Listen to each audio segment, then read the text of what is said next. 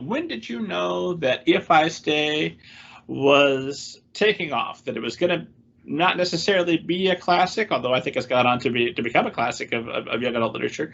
But when did you know, oh, this book has legs, this is a big deal?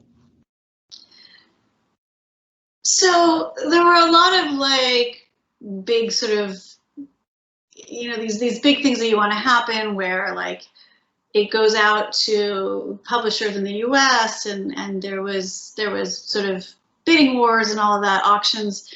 But I remember this moment where somebody forwarded me an email from the woman who would become my Norwegian publisher, who still is. And she talked about reading the book and sending it to her friend to read, and how her friend called her crying in the middle of the night saying, you have to publish this book. And I think there was like this moment, because when I wrote If I Stay, I didn't have an agent. The publisher, the editor I'd worked with on my first book had left editing. My agent had left agenting. I sat down and started to write this book that to me did not feel like a viable young adult novel. It was, you know, told, you know, in this Mia's head, she's out of body, it has this back and forth structure. And when I first started to write it, I literally saved the draft on my computer. The file name was Why Not? As in, I don't think this is ever going to go anywhere, but why not? I felt compelled to write it. So I sort of sat in my family's living room and wrote this book, cried a lot. And so when I got that email, I was like, wow, this is going out into the greater world, and it is having an impact on people far, far away who I've never met and may never meet. And that to me was just like, even before it came out, and then I started hearing from readers, that to me was just like, okay, this has touched something that is universal.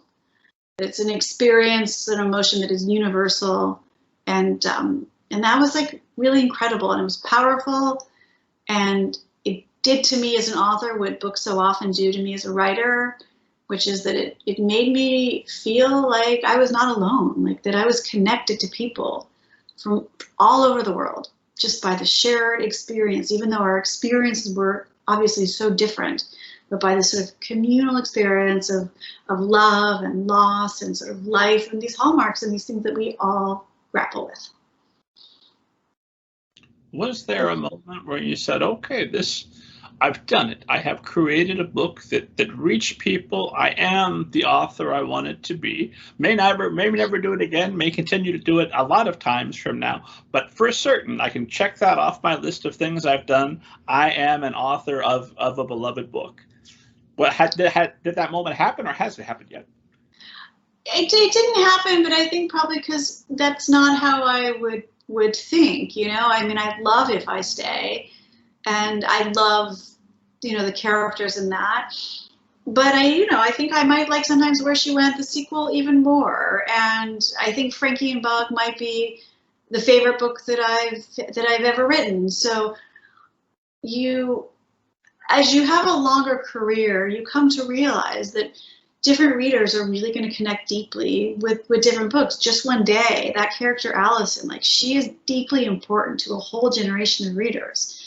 So I think that is something, and of course, it's incredible to have a book, a friend of mine, a book like If I Stay, where it's like lightning in a bottle, where just everything kind of lines up, and it reaches people, and it has the opportunity to reach people, because I think there's so many wonderful books out there that don't break through the noise, and you don't get an opportunity to have that. If I Stay was so fortunate because all the stars lined up and the publisher really got behind it and was able to break through the noise.